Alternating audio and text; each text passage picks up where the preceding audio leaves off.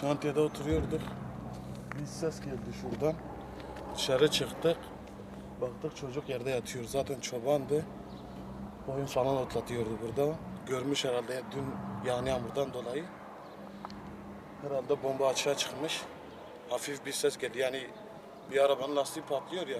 Ondan biraz daha yüksek. Bizim arkadaşlar zaten hemen gitti. Aldılar falan. Ondan sonra hemen ambulans geldi. Götürdüler ondan sonra. Bu molozdan çıkmışsa o bombada falan.